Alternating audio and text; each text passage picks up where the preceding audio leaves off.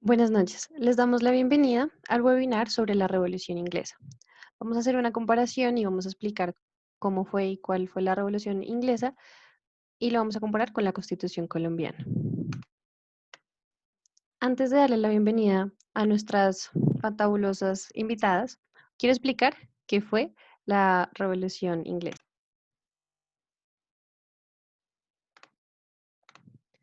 La Revolución Inglesa fue una etapa en la historia de la denominada Gran Bretaña.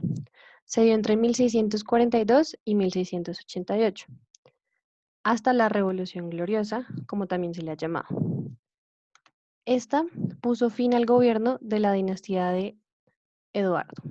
Durante la Revolución Inglesa se produjeron tres guerras civiles o también denominadas guerras de los tres reinos.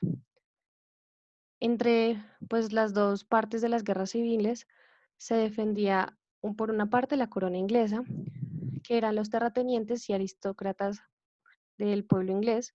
Ellos querían imponer un estilo de gobierno absolutista y que no hubiera división de poderes.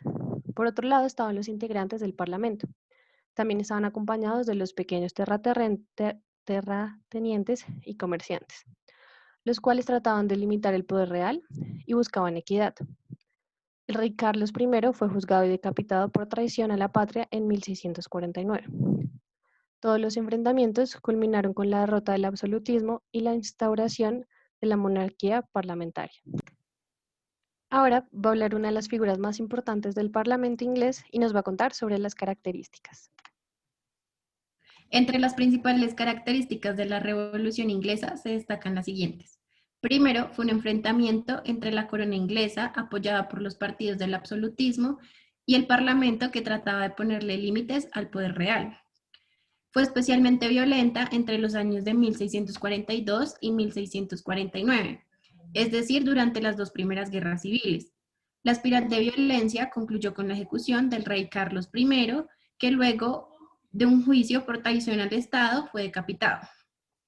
Además, incluyó un periodo único en toda la historia inglesa, la República de 1649 a 1660, durante la cual la monarquía fue sustituida por un sistema republicano. Nunca antes ni después los ingleses dejaron de ser gobernados por un monarca. El resultado de esta serie de enfrentamientos significó el fracaso del intento de los Estuardo de imponer la monarquía absoluta en Inglaterra y finalizó con la Revolución Gloriosa, tras la cual se estableció una monarquía parlamentaria en la que la corona tuvo que compartir el poder con el parlamento. Ahora, Carlos I nos va a hablar sobre las causas de la Revolución Inglesa. Existen cuatro causas de la Revolución Inglesa. La primera es que Carlos I desea imponer estilo de gobierno absolutista, basado en la teoría del derecho divino de los reyes, en donde se afirma que la monarquía es creada por Dios y los reyes habían sido elegidos por él para dirigir. El segundo son los intentos del rey de aprobar nuevos impuestos, para lo cual necesitaba la aprobación del Parlamento. Sin embargo, esto lo evitó el rey recaudando esos impuestos por medio de antiguas leyes medievales, vendiendo monopolios comerciales. Tercero, intento de los Estuardo de reimplantar el catolicismo. Los Estuardo era la dinastía a la que pertenecía este rey. Esto generó descontento teniendo en cuenta que el parlamento y la mayoría de los súbditos eran protestantes. Y como cuarta causa tenemos que el Parlamento desea imponer límites a la corona. Se instaura este como segundo poder y consigue adherir a las clases populares para este propósito. Ahora, Oliver Cromwell nos va a hablar sobre las consecuencias de la Revolución Inglesa. Bueno, algunas de las principales consecuencias de la Revolución Inglesa son cinco principalmente. La primera fue la ejecución por decapitación del rey Carlos I y el destierro del heredero del trono, que era Carlos II. La segunda de estas fue la instauración de un sistema republicano dirigido por el Lord Protector Oliver Cromwell. El tercero fue el fracaso del intento de los Estuardo por imponer la monarquía absoluta en Inglaterra. La cuarta fue como la obtención de mayor poder por parte del Parlamento. Antes de la Revolución, el Parlamento era tan solo un cuerpo consultivo temporal que el rey podía disolver cuando él quisiera y que tenía un único poder de negociación, y era dar su consentimiento para aprobar nuevos impuestos. Luego de la revolución, el Parlamento pasó a tener plenas facultades legislativas y a compartir el poder con el rey. Y por último está la instauración de una forma de gobierno nueva, que es la monarquía parlamentaria, que esta protegió los derechos de los súbditos y garantizó la seguridad jurídica. Entonces, esta situación favoreció las inversiones y los emprendimientos empresariales, generando así algunas de las condiciones necesarias para el desarrollo de la revolución industrial. Ahora, la Constitución Política Colombiana de 1991 nos va a hablar de su relación con la Revolución Inglesa.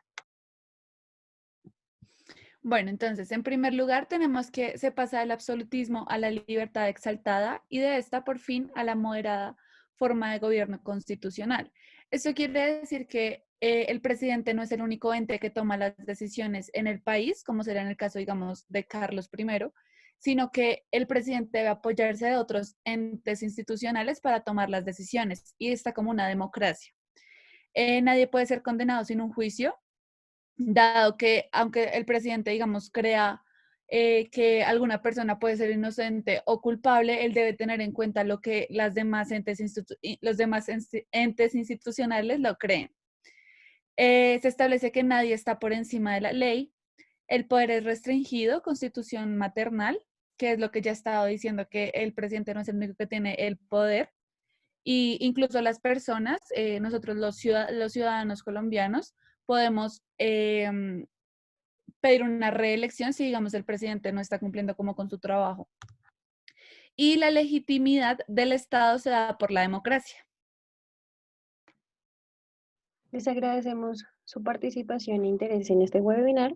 Les presentamos las referencias y esperamos que les haya gustado.